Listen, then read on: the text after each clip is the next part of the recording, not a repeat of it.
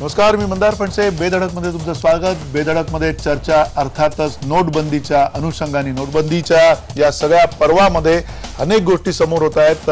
कोट्यवधी रुपये अवैधपणे साठवलेले किंवा अगदी नव्या नोटा सुद्धा आता जप्त केल्याची अनेक उदाहरणं समोर येतात. आणि या पार्श्वभूमीवरती एकीकडे नरेंद्र मोदी आणि दुसरीकडे राहुल गांधी यांनी सुद्धा परस्परांच्या विरोधात सनसनाटी असे आरोप केलेले आहेत. नरेंद्र मोदी यांचं म्हणणं आहे की आम्हाला बोलून दिलं जात नाहीये. राहुल गांधी सुद्धा म्हणतात आम्हाला बोलून दिलं जात नाहीये. नेमकं काय घडतंय आणि या संदर्भात आपण चर्चा करणार आहोत. काही महत्त्वाचे प्रश्न उपस्थित केलेले आहेत. नोटाबंदीमध्ये मोठा घोटाळा झालाय, या विरोधकांच्या आरोपामध्ये तथ्य आहे का, हा सगळ्यात महत्त्वाचा प्रश्न त्या निमित्तानं आपण विचारतोय. बँक अधिकारी आणि हवाला रॅकेटनं नोटबंदी बुडवली आहे का, हे सुद्धा त्या निमित्तानं आपण तपासणार आहोत. आणि सरकार नोटबंदीच्या चर्चेतून पळ काढतंय का, हे सुद्धा त्या निमित्तानं आपण या चर्चेमध्ये घेणार आहोत. आपल्यासोबत मान्यवर आहेत. आपल्यासोबत मधु चव्हाण आहेत, भाजपचे प्रवक्ते. आपल्यासोबत जयंत पाटील आहेत, माजी अर्थमंत्री महाराष्ट्र राज्याचे. आपल्यासोबत अभय टिळक आहेत, अर्थविश्लेषक. आणि आपल्यासोबत हुसेन दलवाई आहेत, काँग्रेसचे खासदार दिल्लीहून. या सगळ्या मान्यवरांचं स्वागत. आणि अर्थात पहिला प्रश्न खरं तर अभय टिळक आपल्याला विचारतो. अर्थात जो प्रश्न एक उपस्थित आपण केलेला आहे की बँक अधिकारी आणि हवाला रॅकेट या दोन्हीनं नोटबंदीचा जो एकूण परिणाम आहे तो परिणाम कुठेतरी बाजूला केलाय का. कारण ज्या पद्धतीनं आता ज्या घटना समोर येत आहेत, बऱ्यापैकी कोट्यवधी रुपयांची जी घबाडं समोर येताना दिसत आहेत, अवैधरित्या साठवलेला जो पैसा आहे तो पैसा समोर येताना दिसतोय आणि काही ठिकाणी जप्ती होताना दिसते, गाड्यांमध्ये सुद्धा संपत्ती सापडते. हे सगळं जे चित्र आहे, या चित्राच्या मागचा नेमका अर्थ काय काढता येईल असं तुम्हाला वाटतं? मंदार, मला काय वाटतं की या ज्या घटना आता उघडकीला येत आहेत याच्यामध्ये तसं म्हटलं तर अनपेक्षित काही नाहीये. याचं कारण असं आहे की 30 डिसेंबरपर्यंत चलनामध्ये ज्या जुन्या नोटा ज्या आपण आता 8 नोव्हेंबरच्या मध्यरात्रीपासून बाद केलेल्या आहेत, त्या नोटा ज्यांच्याकडे असतील त्या त्यांनी बँकेमध्ये जमा कराव्यात 30 डिसेंबरपर्यंत, अशी सरकारनेच मुळी मुदत दिलेली आहे. त्यामुळे ज्या लोकांना इतके दिवस त्या कारण एक गंमत स्पष्ट, त्याच्यावर एक गोष्ट स्पष्ट आहे की जरी या नोटा संबंधितांनी बँकेमध्ये जमा केल्या तरी सुद्धा त्याची खात्यावरती कुठेतरी त्याचं प्रतिबिंब दिसणार आहे. आणि एकदम एवढ्या मोठ्या प्रमाणावरती संपत्ती जमा झाल्यानंतर आपोआपच इथून पुढच्या काळामध्ये आयकर विभागाची त्याच्याबरोबर चौकशी होणार आहे. त्यामुळे केवळ मी माझ्याकडे इतके दिवस जो माझा बेहिशेबी पैसे मी रोखीच्या स्वरूपामध्ये ठेवलेले होते ते एकतर 30 डिसेंबर नंतर त्या नोटांना रद्दीचा भाव येणार आहे आणि म्हणून मला ते आता बँकेत जमा केले पाहिजेत. आता बँकेत जमा करायचे म्हटल्यानंतर 30 डिसेंबरची तारीख आता जवळ यायला लागलेली आहे. त्यामुळे शक्यतो ही जी कोंडी आहे की मी बँकेमध्ये पैसे जमा केले की माझ्या खात्यावरती त्याचं रिफ्लेक्शन येणार, त्यामुळे माझ्याकडे आयकर खात्याचा ससेमिरा हा ताबडतोब 30 डिसेंबरच्या नंतर जेव्हा स्क्रुटिनी होईल सगळ्या खात्यांची तेव्हा मागे लागेल. मग पैसा तर वाचवायचा आहे, कायद्याच्या कक्षेत तर यायचं नाहीये, नोटा रद्दीच्या भावाने तर जाऊ नयेत. ह्या कोंडीमध्ये जे आता सगळे संबंधित असतील कथित किंवा अकथित, त्या सगळ्यांची जी धडपड चालवली आहे त्या धडपडीचे आपल्याला आता हे कुठे कुठे कव्हरचे दिसतात. त्यामुळे मला असं वाटतं की 30 डिसेंबरची तारीख जशी जवळ येईल तसतसे कदाचित आणखी हे प्रकार वाढतील.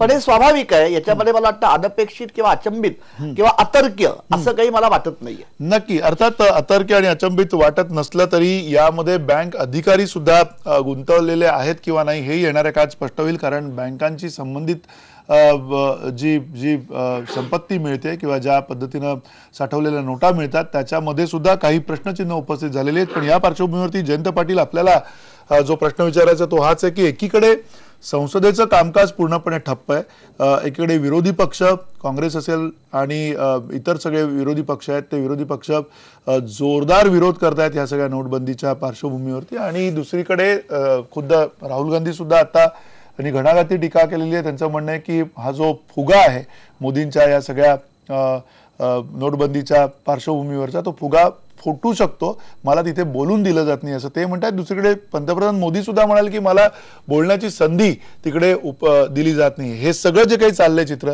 त्यावर आपलं भाष्य काय?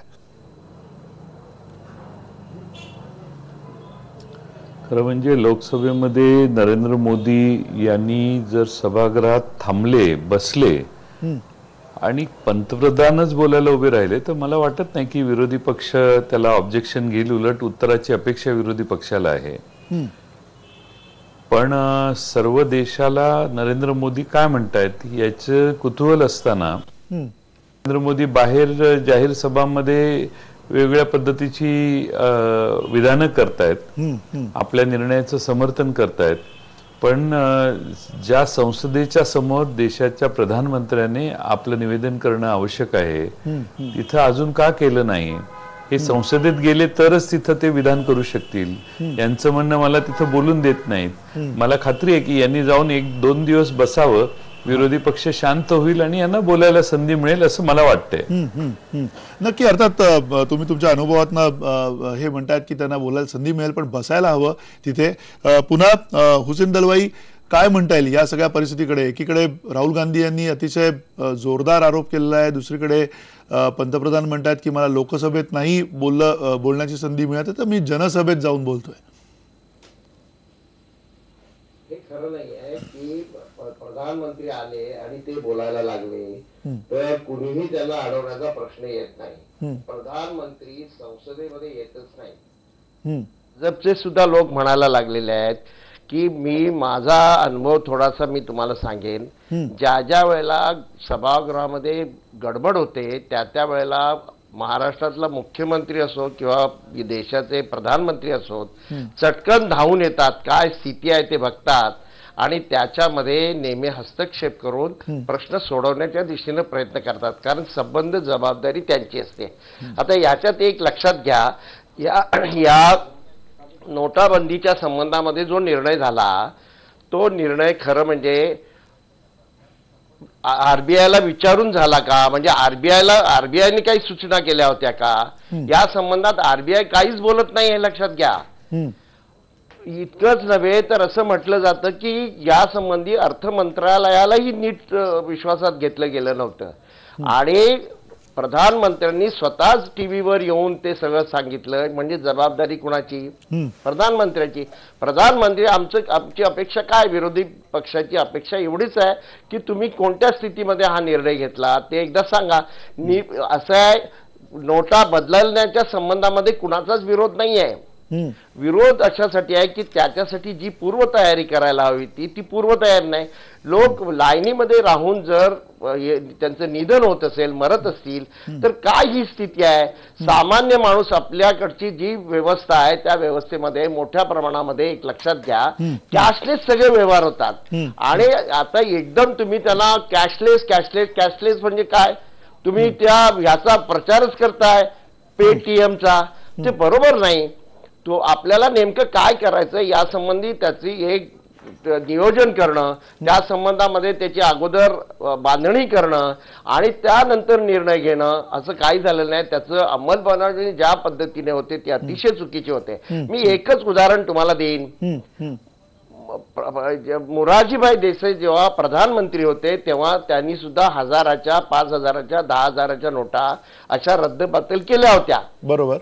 पण सामान्य माणसाला कळलं नाही. म्हणजे आमच्या घरीही कळलं नाही की 500 रुपयाची नोट कशी असते आणि 1000ची नोट कशी असते. आम्ही पाहिलीच नव्हती, कारण त्यावेळच्या 100 रुपयाची नोटीची आजची जी नोट, त्यावेळची जी नोट आहे त्याची आजची किंमत 1800 रुपये आहे. जयंत पाटील साहेब जास्त चांगल्या रीतीने सांगतील. 1000चे 18,000ची किंमत आहे.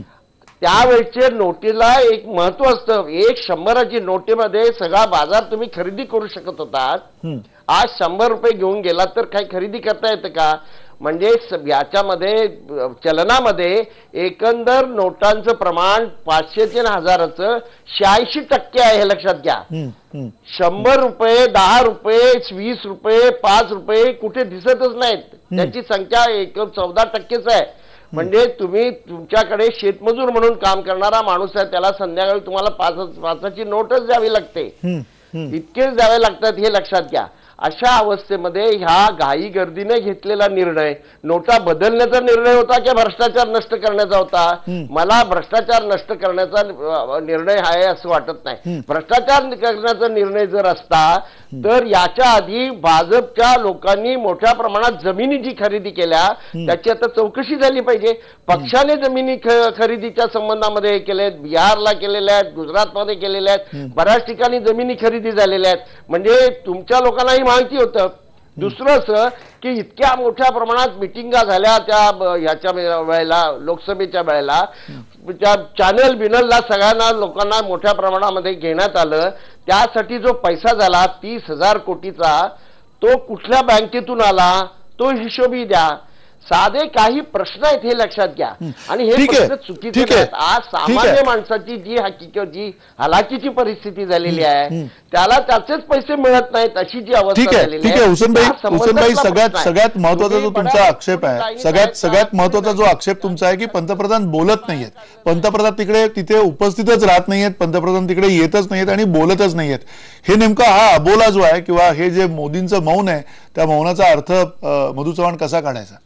नाही, मला आपण थोडंसं माझी विनंती आहे आपल्याला आमदारजी की मला थोडं विस्तृत बोलू देत. म्हणजे या ठिकाणी दोन्ही जे मान्यवर आहेत, म्हणजे ते टिळक आहेत अर्थतज्ञ, त्यांची मला जास्त माहिती नाही, परंतु माझे मित्र हुसेन दलवाई आणि जयंतराव हे मान्यवर आहेत. मला त्यांच्याबद्दल खूप आदर आहे. हुसेन दलवाई हे एक सामान्य कुटुंबात जन्माला येऊन चळवळीतून वर आलेले नेते आहेत आणि जयंतराव तर एक हायली क्वालिफाईड आणि सभागृहामध्ये जवळजवळ अनेक वर्ष मंत्री आणि एक मृदू व्यक्ती आहे. बेछूट आरोप करणारे दोघेही नाही आहेत. अतिशय नम्रपणे आपल्या दोघांबद्दल आदर ठेवून सांगतो. म्हणजे जयंतराव जास्त बोलले नाहीत. जयंतराव की या ठिकाणी आपण सभागृहात नाहीत, पण माझे मित्र हुसेन दलवाई, आपण प्रोसिडिंग करा. आपण खोटं बोलतात हा शब्द वापरणार नाही, कारण तो आपल्याला मी वापरू इच्छित नाही. आपण चुकीची किंवा दिशाभूल करणारी माहिती देतात. गेले अनेक दिवस आपण राज्यसभेत आहात किंवा आपण त्या ठिकाणी लोकसभेत आहात, प्रोसिडिंग काढा ना. म्हणजे एक दिवशी तुम्ही प्रेस कॉन्फरन्स घ्या. एवढे दिवस त्या ठिकाणी कोणी गोंधळ घातला, प्रधानमंत्र्यांना कोणी बोलू दिलं नाही, कुठल्याही मंत्र्याला निवेदन, चर्चेला आम्ही तयार आहोत ना. राहिला मुद्दा असा की आपण आता 2-3 मुद्दे त्या ठिकाणी मांडलेत. कॅशलेस जगामध्ये होऊ शकत नाही, तुमच्या मताचे मी समज. देश कॅश, आज भ्रष्टाचार मोठ्या प्रमाणात, ह्या आपण जे म्हणता की 2007 मध्ये 45% 46% नोटा 1500च्या होत्या. 2011 मध्ये ह्या 1000 आणि 500च्या 86% नोटा ज्या चलनात आहेत, या 2 वर्षात भारतीय जनता पक्षाच्या राज्यामध्ये आल्या नाहीत, आपल्या राज्यात आहेत. आता मी आपलं तुपलं करत नाही, आपण एक आर्थिक निकषावर बोलू. मी आर्थिक या ठिकाणी मांडत नाहीत. या सगळ्या त्या ठिकाणी मोरारजी देसाईंचं उदाहरण दिलं. त्या काळात 500 आणि 1000च्या नोटा किंवा मोठी नोट, रकमेची नोट कमी प्रमाणात होती 10,000ची. आता त्या सुमारे 86% आल्यात.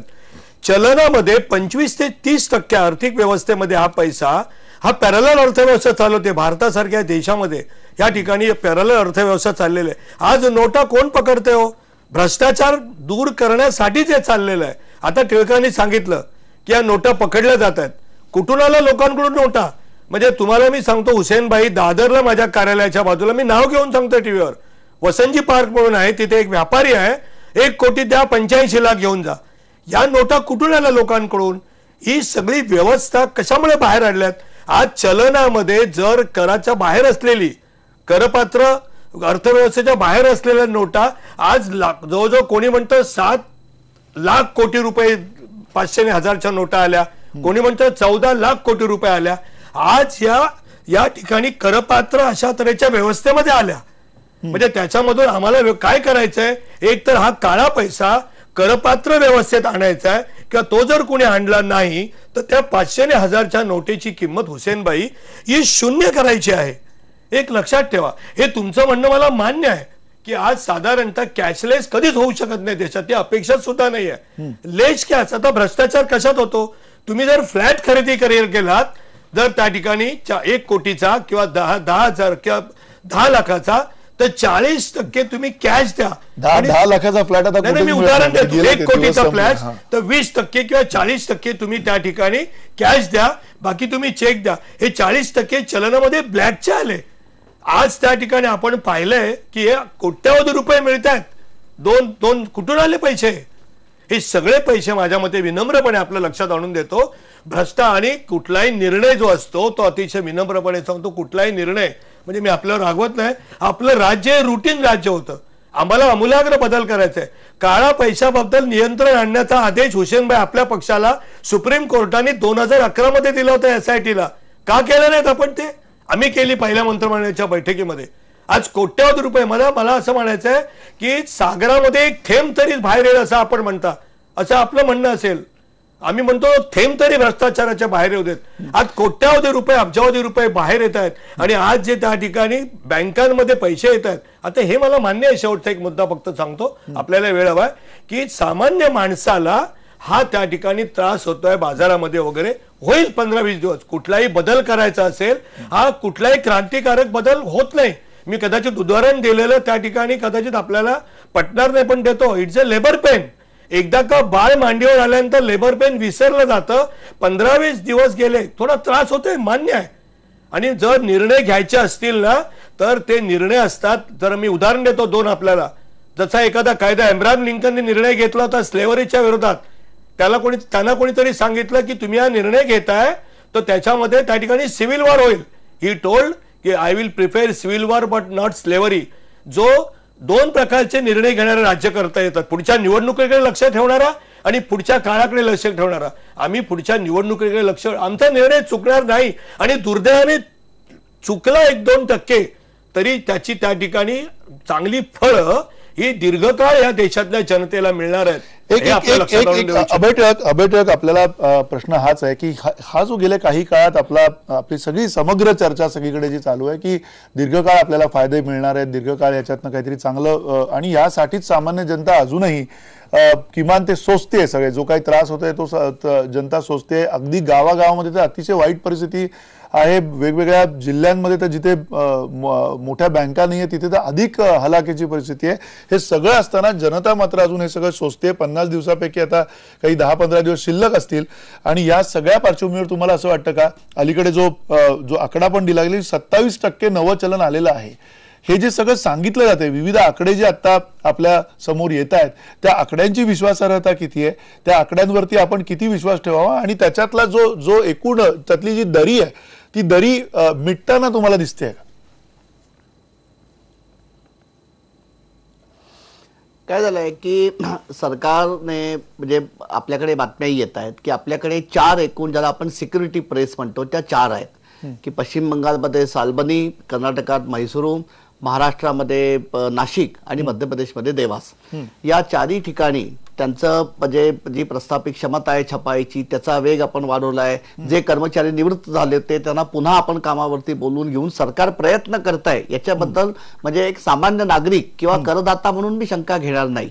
पण प्रश्न जो आहे तो प्रश्न असा आहे की भारतासारख्या एवढ्या प्रचंड मोठ्या देशामध्ये बँकांचं जाळं किती आहे, ATMs किती आहेत, त्याच्यापैकी ग्रामीण भागामध्ये किती आहेत, दुर्गम भागामध्ये किती आहेत, आमची छपाईची क्षमता किती आहे, नोटा छापल्यानंतर त्या तपासणं, त्याचा क्वालिटी कंट्रोल, रिझर्व्ह बँकेकडे त्या जाणं, त्याची नोंदणी होणं, तिथून त्या बँकांना वितरित होतं, बँकांकडून ब्रांचेसकडे, शाखांकडे जाणं, ATMचं कॅलिब्रेशन करणं, ह्या सगळ्याला खरोखर किती वेळ लागणार आहे याची खरी सगळी माहिती रिझर्व्ह बँकेकडे उपस्थित असलीच पाहिजे. शेवटी ती शिखर बँक आहे आमची. हे सगळं लक्षात घेऊन हा आपल्याला शक्यतो गाडी लवकर रुळावर आणण्याकरता आज जवळपास आता 46-47 दिवस उलटून गेले. मला असं वाटतं कुठेतरी मंदार हा प्रश्न व्यवस्थेच्या दृष्टीने फार आपल्याला गंभीरपणे घ्यायला पाहिजे की आमच्याकडे एवढं मोठं प्रशासन, एवढा देश असताना आपल्याला एक व्यवस्था बदलून अवस्थांतर, मधुबाई म्हणतात ते मी अमान्य करणार नाही की व्यवस्था बदलायची म्हणजे त्रास होणारच, पण आपल्याला कुठेतरी ह्याची पूर्वतयारी किंवा अंदाज नेमका का घेता आला नाही हाही खरा एक आपल्याला अभ्यासाचा विषय आहे. मुद्दा 1. आणि मुद्दा 2 जो आहे सगळ्यात महत्वाचा की सर्वसामान्य माणसाने आज जो संयम धरलेला आहे की यातनं काहीतरी चांगलं बाहेर येईल. मला असं वाटतं या संयमाला 2 पैलू आहेत. पहिला पैलू असा आहे की जी एक लोकांची धारणा आहे की काही लोकांकडे देशामधल्या अमाप संपत्ती ही रोख रकमेच्या स्वरूपामध्ये बेहिशेबी दडवलेली आहे, ती बाहेर येईल. ती किती येईल ते आता थोडक्यात आपल्याला कळेल. आजच्या आकड्याप्रमाणे 12.5 लाख कोटी हे बँकांमध्ये जमा झालेले आहेत. याचा फायदा हा ताबडतोब मिळणार नाहीये, हा दीर्घकालामध्ये मिळणार आहे. म्हणजे सरकारकडे आता जो पैसा इतके दिवस चलनामध्ये नव्हता तो बँकांच्या मध्ये आला.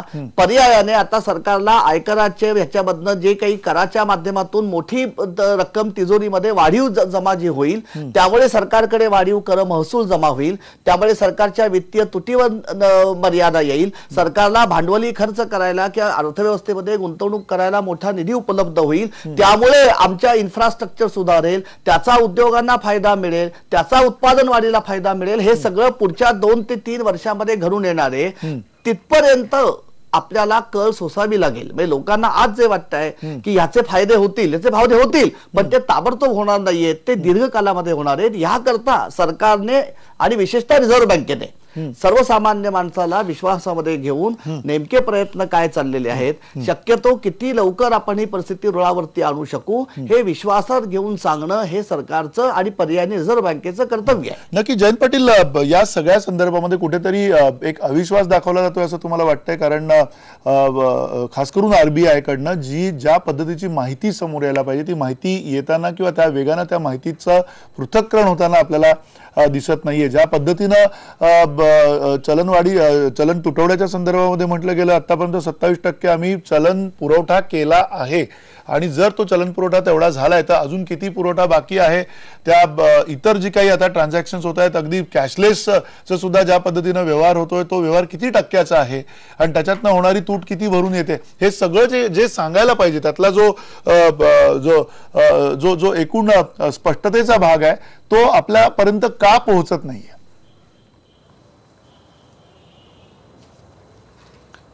एक साधारणपणे RBIची अशी प्रथा आहे की रोज संध्याकाळी 5-5:30ला त्यांची एक मीटिंग होते आणि त्यांची ॲडवायझरी गव्हर्नमेंट ऑफ इंडियाकडे जाते आणि गव्हर्नमेंट ऑफ इंडिया त्यानंतर निर्णय घेते. मला हे अजून कळलेलं नाही की 8 तारखेला डिमॉनिटायझेशनचा निर्णय घोषित करण्याच्या संध्याकाळी RBIने कोणती ॲडवायझरी गव्हर्नमेंट ऑफ इंडियाला दिलेली होती. खरं म्हणजे RBIची मीटिंग अशी झाली होती का, त्यांचं म्हणणं काय आहे, आणि RBI या सगळ्या याच्यात खरं म्हणजे RBIला पूर्णपणाने स्वतंत्र संस्था आहे ती, आणि खरं म्हणजे त्यांचा हा एक मॉनिटरी पॉलिसीचा त्यांचा एक्सक्लुझिव्ह राईट आहे, आणि RBIने त्या मॉनिटरी पॉलिसीमध्ये काय सुचवलेलं हे अजून बाहेर येत नाही, आणि RBI या सगळ्यात सायलंट आहे. एकदाच ते रिझर्व्ह बँकेचे गव्हर्नर बोलले. दुसरा महत्वाचा प्रश्न आहे की रिप्लेसमेंट करण्यासाठी 50 दिवसाचा वेळ नरेंद्र मोदी साहेबांनी मागितलेला होता. शेवटी प्रयत्न आहे, एखादा कोणी प्रयत्न करत असेल तर त्याच्या आड आपण येणं योग्य नाही असं मला वाटतं. त्यामुळे त्यांचा प्रयत्न यशस्वी व्हावा अशीच ही बातमी आली त्यावेळी आपल्याच IBN लोकमतने मला पहिल्या अर्ध्या तासात विचारलेलं होतं प्रतिक्रिया. मी प्रतिक्रिया दिलेली स्वागत आहे, पण 2000च्या नोटा काढण्याचं गुपित काय आहे हे मला त्याच वेळी अर्ध्या तासात मी पहिला प्रश्न हा विचारलेला होता. आज आपल्या देशामध्ये जी करन्सीची अवस्था आहे, लोक जवळपास 10-11 कोटी लोक देशाच्या कानाकोपऱ्यात लाईनीत उभे आहेत, अनेकांचा मृत्यू त्यात व्हायला लागलेला आहे. भारतीय जनता पक्षाचे नेते म्हणतात की आम्ही तुम्हाला शेवटची लाईन लावायला लावतोय, पुन्हा लाईन लावायला लागण्याची आवश्यकता नाही. त्यात आज 80-81 पेक्षा जास्त लोकांचा मृत्यू त्या लाईनीत झालेला आहे, आणि त्यामुळे जनतेमध्ये थोडंसं कुतूहल आहे की एवढी मोठी स्टेप घेतलेली आहे ती हा देश पूर्ण सुधारणार आहे. भ्रष्टाचार, काळा पैसा, सगळ्या गोष्टी ज्या अनेक वर्ष आपण ऐकतोय त्या सगळ्या नष्ट होतील किंवा कमी होतील अशी जनतेची अपेक्षा आहे. म्हणून जनता अपेक्षेने आज हे सगळं सहन करते. 50 दिवसाची मुदत झाल्यानंतर या जनतेची अस्वस्थता वाढेल, आणि काही लोकांचं, तज्ञांचं म्हणणं आहे की 7 महिने हे करन्सी रिप्लेसमेंट करण्यासाठी लागतील, नोटा छापण्यासाठी तेवढा वेळ लागतो. आणि त्यातच भारतीय जनता पक्षाचे काही तज्ञ म्हणतात की 2000ची नोटही आम्ही भविष्यकाळात रद्द करू शकू. त्यामुळे एकंदरच भारताच्या करन्सी बद्दल एक अस्वस्थता जगाच्या पाठीवर आणि भारतात निर्माण करण्याचं काम झाले. तरी देखील या देशातल्या जनतेला वाटते की काहीतरी चांगलं घडत असेल तर आम्ही लाईनीत उभा राहायला आजही तयार आहे. आता दुसरी बाजू अशी आहे की भारतीय जनता पक्षाचे नेते आणि प्रधानमंत्री म्हणतायत की कॅशलेस सोसायटी आपण निर्माण करूया. आज देशामध्ये फक्त 3% कॅशलेस व्यवहार चालतात आणि वाढून किती वाढतील इथपर्यंत जाईल. आज मी आता इथं नागपूरला आहे, नागपूरच्या पलीकडे 100 किलोमीटरवर जर गेलो गडचिरोली आणि चंद्रपूर जिल्ह्यात आणि सेंट्रल इंडियामध्ये जिथं फॉरेस्ट आहे, छत्तीसगड असेल, झारखंड असेल, त्या ठिकाणी बँकेची अवस्था काय आहे. महाराष्ट्रात फक्त 6000 गावात बँका आहेत. त्यामुळे त्या ज्या गावात बँका नाहीत तिथल्या जनतेने काय करायचं, या सगळ्यांची उत्तरं आता प्रश्न लोक विचारायला लागलेली आहेत. शेवटी हे सगळं मी असं म्हणेन की नरेंद्र मोदींनी या देशाला सांगितलंय की हे केल्यानंतर आपल्यात फार मोठी सुधारणा होणार आहे. पण हे आपल्याला नाकारता येणार नाही, मी त्याचं समर्थन करत नाही. पण या देशाला जवळपास 50% ग्रे इकॉनॉमी या देशात आहे आणि त्या ग्रे इकॉनॉमीच्या मध्ये इन्व्हॉल्व असणाऱ्यांचा एक रोजगार आणि वेगळे पद्धती ह्या कमी झाल्या पाहिजेत, बंद झाल्या पाहिजेत. मी त्याचं समर्थन नाही करत, पण त्या सगळ्यांच्यावर एकदम मोठ्या प्रमाणात कुऱ्हाड आल्यामुळं या देशात बेकारीची संख्या वाढू शकते. या देशात पैसा वरकड खर्च होत होता जो या देशातल्या गरिबांपर्यंत डायरेक्टली इनडायरेक्टली पोहोचायचा, त्याच्यात काही प्रश्न तयार होणार आहेत. आणि या देशात आता 11 कोटी लोक, 10 कोटी लोक आठवड्याभरात लाईनीत उभा राहायला लागले. ही संख्या कमी व्हावी अशी आपली अपेक्षा आहे, पण एका दिवसात हे होणार नाही. आणि त्यामुळं या देशामध्ये आता लोकांना कुतूहल आहे की काहीतरी फार विशेष होणार आहे. झालं तर स्वागत आहे, त्याबद्दल मी म्हणत नाही. जी प्रोसिजर आहे, मनमोहन सिंग साहेबांनी त्याचं वर्णन केलेलं आहे की हा एक पर्वता एवढा मोठा गोंधळ या देशात या निर्णयाने केलेला आहे. आणि त्यामुळे सामान्य लोकांना लाईनीत उभं राहायला लागले. पण धनिकांना आता, ज्याचं आमचे मित्र मधु चव्हाण साहेब यांनी उल्लेख केला, आज आपल्या देशात बातम्या काय आहेत, 1000च्या आणि 500च्या नोटा पकडल्या किंवा 2000 रुपयाच्या नव्या नोटा 500च्या मिळतच नाहीत. म्हणजे अनेक गावांमध्ये महाराष्ट्राच्या अजूनही शहरांमध्ये 500च्या नोटा बघितल्या नसल्याची उदाहरणं अधिक आहेत. बँकांच्या मध्ये आज बँकेचे कर्मचारी आणि वेगळ्या क्षेत्रातली लोक ही आपल्या कोट्यावधी रुपयाच्या नोटा सहजगत्या बदलतायत. त्यांना लाईनीत उभं राहावं लागत नाही. लाईनीत कोण उभा राहतोय, स्वतःच्या कष्टानं बँकेत ज्याचा पगार आलाय तो त्या नोटा परत घेण्यासाठी लाईनीत उभा राहिलेला आहे. आणि जो काळा व्यवसाय करणार आहे त्याच्या बॅगाच्या बॅगा बदलण्याची प्रक्रिया बाहेर होते. म्हणून मधु चव्हाणांनी सांगितलं त्या गोष्टी या वेगळ्या ठिकाणी पकडल्या जात आहेत. त्यामुळं श्रीमंत माणसाला व्यवस्था आहे पैसे बदलायची, गरीबाला आणि मध्यमवर्गीयांनाच लाईन लावायला लागते. हा विरोधाभास लोकांच्या लक्षात येईल, त्यावेळी या देशात अस्वस्थता वाढेल अशी मला भीती वाटते. एक छोटासा ब्रेक घेऊया. ब्रेक नंतर आपण हुसेन दलवाई यांच्याकडे जाऊयात आणि सरकार नोटबंदीच्या चर्चेतून पळ काढतंय का, हा सगळ्यात महत्वाचा प्रश्न या चर्चेतला आपण उपस्थित करणार आहोत. मधु चव्हाण आपल्या सोबत आहेत, अभय टिळक आपल्या सोबत आहेत आणि जयंत पाटील आपल्या सोबत आहेत. या चर्चेमध्ये एका छोट्याशा ब्रेक नंतर चर्चा सुरू ठेवूया.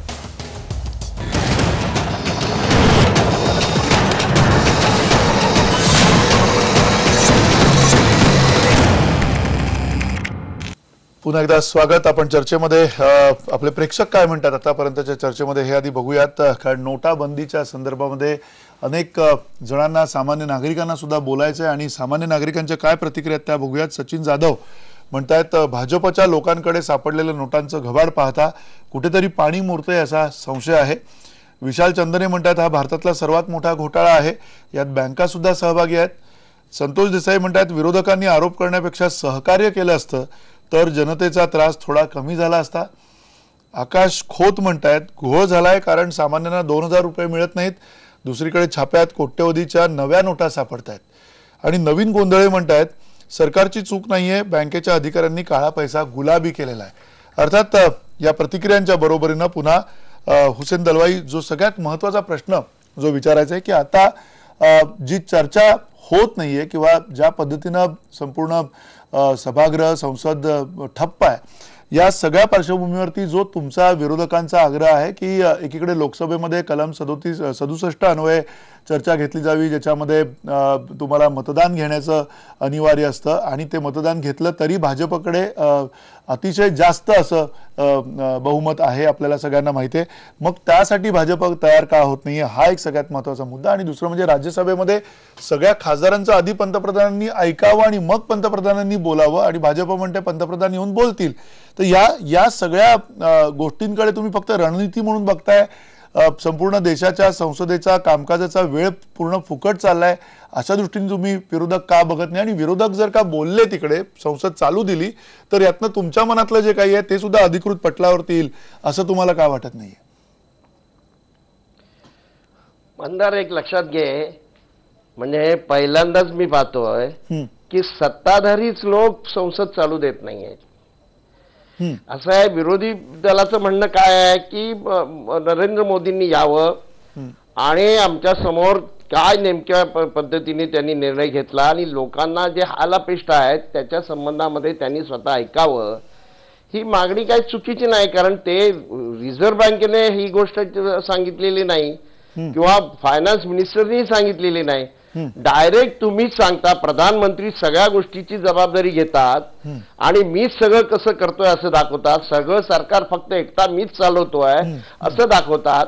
मग या संबंधात तुम्ही निर्णय घेतात, त्याच्या संबंधामध्ये यशाच्या बरोबर अपयशामध्ये सुद्धा तुम्ही सहभागी झालं पाहिजे, असं म्हणणं चुकीचं नाही. आज राहुलजी काय म्हणाले की मला मोठ्या प्रमाणात मोदींनी केलेल्या भ्रष्टाचाराच्या संबंधात बोलायचं आहे, त्यासाठी नोटीस दिलेली होती.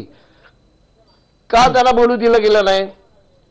प्रधानमंत्र्यांनी यावं, खुलासा करावा, हे सांगतात ते चुकीचं आहे, हे असं नाही असं आहे. या अगोदरही असं झालेलं आहे, परंतु ते करायला ते तयार नाहीत, हे लक्षात घ्या. याच्यामध्ये मुख्य भाग असा आहे, जे जयंत पाटील अधिक चांगल्या रीतीने सांगतील किंवा टिळक साहेब सांगतील, की हा जो पैसा बाहेर आहे तो बँकेकडे कशासाठी यायला पाहिजे. तर 8 लाखापासून 8 लाख करोड पासून 11 लाख करोड पर्यंत या देशातल्या बँकामध्ये NPA मध्ये गुंतलेल्या आहेत. मोठ्या प्रमाणात बड्या लोकांनी जो कर्ज घेतलेला आहे ते कर्ज परतच आलेलं नाही आणि बँकांना आता त्यांना कर्ज देण्यासाठी पैसेच नाहीत. म्हणजे त्यांच्यासाठी परत हे सगळे उठाठेव केले जाते की का, ही सुद्धा या संबंधातली शंका आहे. दुसरं असं, माझे मित्र आहेत ते मधु चव्हाण, त्यांना मी, आणि ते माझ्याच परिस्थितीतून आलेले आहेत. आपल्यासारख्या लोकांच्या ज्या घरामध्ये नोकऱ्या करणारे लोक आहेत किंवा सामान्य काम करणारे लोक आहेत, त्यांचे आता पैसेच त्यांना मिळत नाहीत. अनेकांच्या नोकऱ्या गेलेल्या आहेत. म्हणजे 2 करोड लोकांना आम्ही नोकऱ्या लावू असं तुम्ही आश्वासन दिलं होतं. 15-15 लाख रुपये लोकांच्या खिशात घालू म्हटलं होतं. ते सगळं सोडा. आता अवस्था अशी झालेली आहे, त्यांचा जो कधी थोडा बहुत पैसा त्यांनी जमा केलेला होता तो सुद्धा तुम्ही त्याला काळा पैसा म्हणता. काळा पैसा कोणाकडे आहे, काय आहे तुम्हाला माहिती आहे? ज्यांच्याकडे मोठ्या प्रमाणात काळा पैसा आहे, तुमचा जो मोठा मुद्दा आहे तो काय त्यांनी घरी ठेवला. म्हणजे पूर्वी जसे रजईच्या खाली आणि गादीच्या खाली ठेवायचे तसं तो ठेवलेला नाही. ठेवलाय कुणी? आपल्या घरातल्या सामान्य माणसाच्या घरात. नक्की हा मुद्दा आपण मगाशी बोललं गेलाय. पण हुसेनभाई, तुम्हाला सगळ्यात महत्वाचा जो मुद्दा तुम्ही उपस्थित केलाय, जो मधु चव्हाणांना आपण विचारला पाहिजे, त्याचं उत्तर त्यांनी दिलं पाहिजे. तर उत्तर हेच आहे की मुळात सत्ताधारी पक्ष का चालू देत नाहीत संसद, असं त्यांचं म्हणणं आहे की सत्ताधारी पक्ष आडकाठी करतोय. मधु चव्हाण याच्यावरती उत्तर दे. नाही, मला 2-3 गोष्टी सांगायच्यात. मला असं वाटतं की माननीय हुसेनभाईंनी एक स्पेसिफिक ते सभागृहात आहेत, त्यांच्याकडे दुसऱ्या दिवशी प्रोसिडिंग येतं, आदल्या दिवशीचं कार्यवृत्त येतं. कधीतरी माझी आपल्याला विनंती आहे की इथे पुन्हा चर्चेला मंदारजी आपण बोलवा, आणि या दिवशी सत्ताधारी पक्षाने चालू दिलं नाही आणि त्या ठिकाणी आम्ही उत्तर देत नाहीत. आता पहिली गोष्ट एक सांगतो, जो जयंतरावांनी सुद्धा प्रश्न विचारला की एखादा, माझ्या माहितीप्रमाणे 7 तारखेला संध्याकाळी किंवा 8 तारखेला सकाळी जो reserve bank of India act आहे, जो आपल्याला जयंतराव चांगला माहित आहे, त्या ऍक्टच्या 26(2) प्रमाणे केंद्रीय संचालक मंडळ रिझर्व्ह बँकेचं त्यांनी त्या चलनातली कुठली बात करायची किंवा हे करायचं ते ठरवावं लागतं. त्यांनी ते केलेलं आहे 7 तारखेला संध्याकाळी किंवा 8 तारखेला सकाळी. आणि त्याचा उल्लेख त्या ठिकाणी जी मला माहिती आहे, म्हणजे मी केंद्रातल्या बैठकीतली गुप्त माहिती मी सांगत नाही, तर ऐका 2 मिनिटं ऐका माझं, ऐका ना हुसेनभाई प्लीज. तर ती त्याच्याशिवाय होऊच शकत नाही. तुम्ही शून्य प्रहारात किंवा तुम्हाला पूर्ण अधिकार आहे संसदेमध्ये विचारण्याचा की या ऍक्ट प्रमाणे चलनातली नोट कुठली बाद करायची असेल तर सेक्शन 26(2) प्रमाणे तुम्हाला त्या ठिकाणी सल्ला दिला गेला आहे का, तो कॅबिनेट पुढे ठेवावा लागतो. माझी पूर्ण माहिती आहे 100% त्यांनी सल्ला दिलेला आहे, तो कॅबिनेट पुढे ठेवलेला आहे आणि आता हा सल्ला आलेला आहे, त्यामुळे या नोटा रद्द करण्याचा निर्णय आहे. नंबर 1. नंबर 2, आपण त्या ठिकाणी असं म्हणालात की निर्णय सरकार एकच व्यक्ती चालवतोय. मी राजकीय अभिनिवेशाने बोलत नाही हुसेन भाई, आपलं युपीए सरकार सुद्धा माननीय मनमोहन सिंग चालवत नव्हते, तर त्या श्रीमती आदरणीय सोनिया गांधीच चालवत होत्या. नंबर 2, आपण त्या ठिकाणी आरोप केला की भारतीय जनता पक्षाने जमिनी खरेदी केला. होय, मी ते स्पष्टपणे सांगतोय, होय. आमचं गेल्या 2 वर्षापासून ठरलंय की प्रत्येक जिल्ह्यामध्ये एक कार्यालय भारतीय जनता पक्षाचं असावं. त्याच्यासाठी त्या ठिकाणी जनतेकडून निधी गोळा करावा, अधिकृतपणे जो केंद्र किंवा प्रदेश त्याला देईल आणि त्याच्याप्रमाणे तिथे कार्यालय उभं करावं. हा नंबर 1चा मुद्दा आहे. दुसरी गोष्ट त्या ठिकाणी हुसेनभाई, आपण असं म्हणता की असं कधी झालेलं नाही की गृहिणीने जो पैसा ठेवलेला आहे तो ब्लॅकचा आहे. 2,50,000 रुपयापर्यंत. म्हणजे आता तुमची माझी बहीण असेल, आई असेल, मिसेस असेल, कोणी नवऱ्याने दिलेले, बंधूने दिलेले, पतीने दिलेले पैसे ठेवतात बायका, त्याला काही सूट नाही. आज जो करोडो रुपये येत आहेत बाहेर, जयंतराव बरोबर आहे तुमचं, हे आज जर हे त्या ठिकाणी चलनी नोटा बंद करण्याचा निर्णय घेतला नसता तर आज जे करोडो रुपये, अब्जावधी रुपये, आता टिळक महाराजांनी सांगितलं की सुमारे 7 लाख कोटी रुपये हे बँकांमध्ये 500 रुपये आणि 1000 रुपयाच्या नोटात आल्यात. कुठून आले? हे आता आपल्या दैनंदिन अधिकृत व्यवहारात आले. आणि दुसरी गोष्ट अशी सांगतो आपल्याला टिळक साहेब, आपण रागवणार नाही, तर साधारणतः अर्थतज्ञ हे बॉक्सच्या बाहेर विचार करत नाहीत. मग अमर्त्य सेन असतील, कारण त्यांचं एक तत्वज्ञान असतं, त्यांची एक चौकट असते, त्यांची एक थिअरी असते. पण राज्यकर्त्याला राज्य करताना निर्णय घ्यावे लागतात, जे त्या ठिकाणी लिंडन जॉन्सनने घेतले 1964 साली सिव्हिल राईट करताना, जे नेल्सन मंडेलाने घेतले त्या ठिकाणी ट्रूथ अँड इन कन्सायलेशन कायदा करताना. आणि माझं असं मत आहे अतिशय प्रामाणिकपणे की याला तुम्ही सगळ्यांनी साथ दिली पाहिजे. जनता एवढी प्रगल्भ आहे आपली, त्या वेळेला आम्हाला, तुम्हाला सगळ्यांनाच शिकवलंय का आम्हाला त्या ठिकाणी लोकांनी निवडून दिलं. आमचे 260 नगरसेवक होते, 1027 झाले. आमचे 4-5 नगराध्यक्ष होते. आणि ही एकच मुद्दा सांगतो मंदार, एका अर्ध्या मिनिटामध्ये, की ही सगळी जी नगर परिषदा, नगरपंचायती ही छोटी मोठी गावच आहेत. आणि गावातले लोक, आता हे मला मान्य आहे, पुन्हा पुन्हा सांगतोय की लोकांना त्रास होतोय हा आणि आता ही सगळी काही वेळेला व्यवस्था आपल्याला माहित असेल हुसेनभाई, राजकारण्यांकडे सुद्धा पैसा नसेल, एवढा पैसा काही त्या ठिकाणी प्रशासनातल्या अधिकाऱ्यांकडे आहे. या ठिकाणी हा सगळा पैसा बाहेर येऊ देत. आता लोक त्या ठिकाणी, म्हणून लोकांना कळते की पैसा बाहेर येतोय. आपण त्याला साथ दिली पाहिजे हुसेनभाई. आपण का त्याला साथ देतो? आम्ही देतो, तुम्ही काढा तो बाहेर. हुसेनभाई तुम्ही संसद चालवून द्या, मला मी नाव देईन कोण अधिकाऱ्यांच्याकडे. हुसेनभाई, तुम्हाला अपेक्षित असलेलं उत्तर त्यांच्याकडनं मिळालेलं आहे मगाशी, ज्याला तुम्ही हसलेला आहात. पण त्या बरोबरीनं संसद चालायला काही हरकत नाहीये आणि संसदेत चर्चाच होत नाहीये. जयंत पाटील, या चर्चेच्या संदर्भामधनं ज्या पद्धतीनं राहुल गांधी यांनी म्हटले की माझ्याकडे पुरावे आहेत पण मला ते संसदेत मांडून दिले जात नाहीयेत, भाजपनं प्रति आव्हान दिलंय की त्यांना पुरावे असले त्यांनी मांडावेत म्हणून. तुमचं त्याच्यावरचं तुमचं भाष्य काय त्याच्यावर? नाही, जयंत पाटलांना प्रश्न विचारला हुसेनभाई, एकच मिनिट. जयंत पाटील ते मांडणार आहेत याची हुसेनभाई एकच मिनिट. जयंत पाटील बोलतात त्यांचा आपण, आणि ते एवढ्या आत्मविश्वासाने माझ्याकडे एकच मिनिट माहिती आणि जयंत पाटील एकच मिनिट. हुसेनभाई बोलतायत, नरेंद्र हुसेनभाई अडचण होईल केलं गेलं, अर्जन करण्यात गेलं, ते का केलं गेलं हे सुद्धा तुम्ही लक्षात घेतलं. हुसेनभाई आवाज बरोबर दिसत नाही. नाही, एक मिनिट हुसेनभाई, वेळ जाते. जयंत पाटील आहेत म्हणूनच ते बोलू देत नाही असं त्याचा अर्थ निघतो. हुसेनभाई एक मिनिट फक्त. जयंत पाटील आपण बोला. मला माहित नाही की राहुल गांधींच्याकडे कोणता मुद्दा माहिती आहे आणि ते मांडल्यानंतर नरेंद्र मोदींची कशी अडचण होणार आहे याच्याबद्दल राहुल गांधींना जास्त माहिती आहे. त्यामुळे मला त्याच्याबद्दल काही भाष्य करायचं नाही. ते त्यांनी काही माहिती सांगितली आणि त्यातनं काही नवी माहिती आली तर नक्की त्याच्यावर आपण बोलू. पण प्रश्न मला याच्यात फारसा रस नाहीये की भारतीय जनता पक्षाचं काय चाललंय, काँग्रेसचं काय चाललंय. या देशातल्या जनतेची अडचण झालेली आहे ही पहिली समस्या. आणि दुसरा महत्वाचा भाग म्हणजे या देशात कॅशलेस आपण गेलं पाहिजे हा आग्रह राज्यकर्त्यांचा आहे. दुसऱ्या बाजूला पेटीएम सारख्या कंपन्या रात्री 8 वाजता निर्णय जाहीर केला नरेंद्र मोदी साहेबांनी आणि दुसऱ्या दिवशी सकाळी उठून टाइम्स ऑफ इंडियामध्ये पूर्ण पेज जाहिरात आम्ही पेटीएमची पाहिली. आता एवढी पेटीएमला माहिती आहे पण नरेंद्र मोदींशिवाय दुसऱ्या कोणाला माहित नव्हती, एवढी गुप्त व्यवस्था होती. तर मग पेटीएम ला कसं कळलं? ठीक आहे, तेही आपण सोडून देऊ. जेवढी चांगलं करायचं असेल तर मधू चव्हाणांची जी अपेक्षा आहे, देश सुधरत असेल तर आम्ही सगळे त्याच मताचे आहोत. आज नाही, अनेक वर्षापासून आहोत. त्यामुळे आता देश सुधारण्यासाठी यात मधू चव्हाण साहेबांचं म्हणणं आहे की टीका करू नका. तर आम्ही टीका करण्याची माझी इच्छा नाहीये. फक्त मला एकच माहिती पाहिजे की भारतातल्या जनतेचा लाईनीत उभा राहून स्वतःचेच पैसे काढण्याचा प्रसंग कमी कमी होईल. या देशात या निर्णयाने प्रगती होत असताना कोणती प्रगती होईल, किती प्रगती होईल.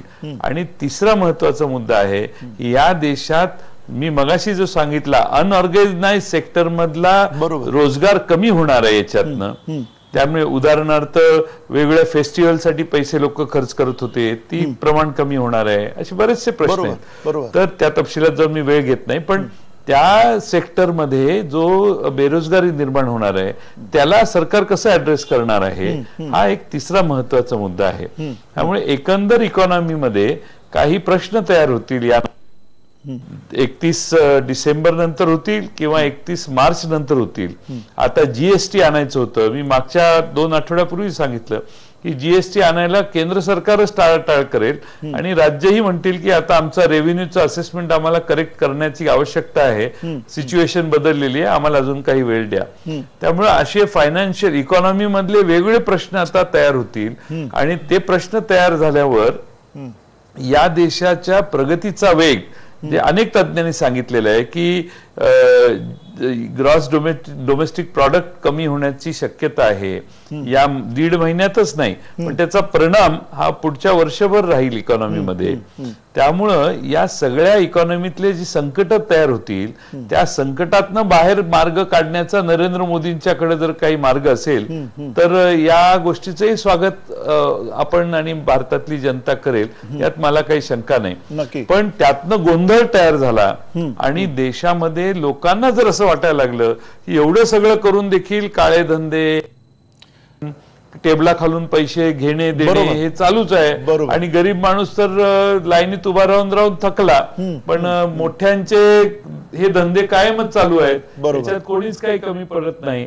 आता पेटीएम आहे, फ्री शेअर आहे, फ्री चार्ज आहे, अशा कंपन्यांचे शेअरची व्हॅल्यू किती वर गेली ह्याचा साधा अंदाज काढला तरी आता नवी आधुनिक आणि नव्या पद्धतीनं पैसा राजकारणासाठी कसा उभा करायचा याच्या नव्या पद्धती आता राज्यकर्ते घालायला लागलेले आहेत काय, अशी एक शंका, माझा आरोप नाहीये पण शंका सामान्य माणसाच्या मनात हळूहळू यायला लागलेली आहे. नक्की. अर्थात अभय टिळक अगदी जाता थोडक्यात या सगळ्या अनिश्चिततेवरती आणि याच्यामधलं जी काही एक अविश्वासाचं वातावरण आहे आणि त्याहीपेक्षा महत्वाचं म्हणजे जी माहिती अधिकाधिक स्पष्टतेनं समोर यायला पाहिजे त्या माहितीबद्दल आपण काय अपेक्षा येणाऱ्या या काळात करू शकतो. कारण अगदी 35-36 दिवस झालेत मोदींच्या 50 दिवसांनी ची जी काही त्यांनी मुदत मागितलेली आहे त्यातले पण कमी दिवस उरलेले आहेत आणि तितक्या वेगानं काम होताना दिसत नाहीये, हे सुद्धा वास्तव आहे. हे येणाऱ्या काळात आपण कसं बघू?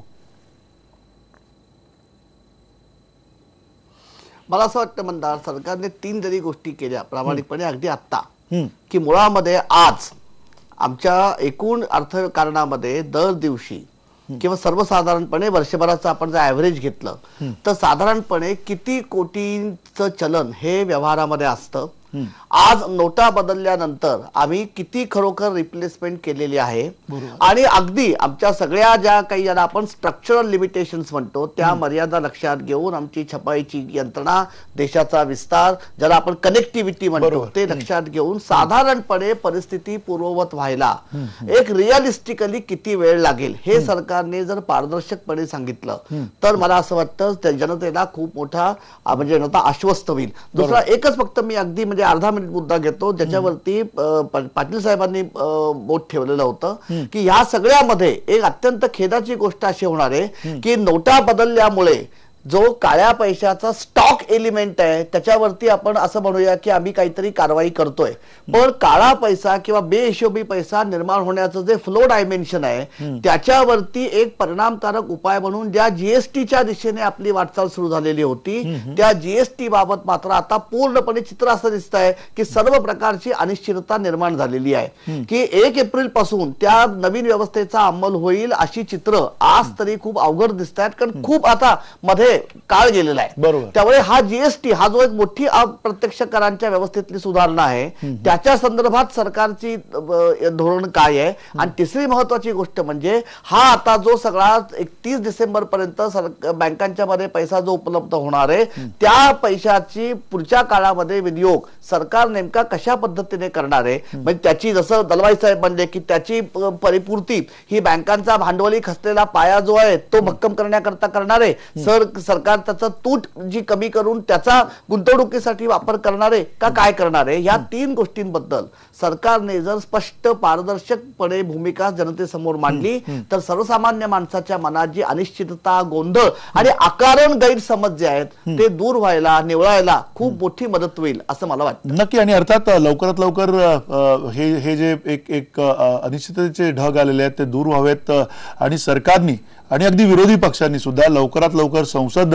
आणि तिथलं कामकाज जर का चालू दिलं आणि त्या कामकाजामध्ये तसं म्हटलं तर कोणालाच काही गमवायचं नाहीये. सरकार तरी ते कामकाज चालून देण्यासाठी का कचरतंय, का बोलत नाहीये आणि सरकारला न बोलून देण्यासाठी विरोधी पक्ष जी काही आता रणनीती करतात त्या रणनीतीच्या ऐवजी जर हे सगळे संसद आणि त्याच्यातनं पटलावरती येणारे जे काही अधिकृत विषय समोर आले तर लवकरात लवकर गोंधळ निवळण्यास मदत होईल एवढं मात्र निश्चित आहे. सध्या जो गोंधळाचं वातावरण आहे, जे अनिश्चिततेचं सावट आहे ते लवकरात लवकर दूर व्हावं एवढी इच्छा आपण व्यक्त करूयात. धन्यवाद. नमस्कार.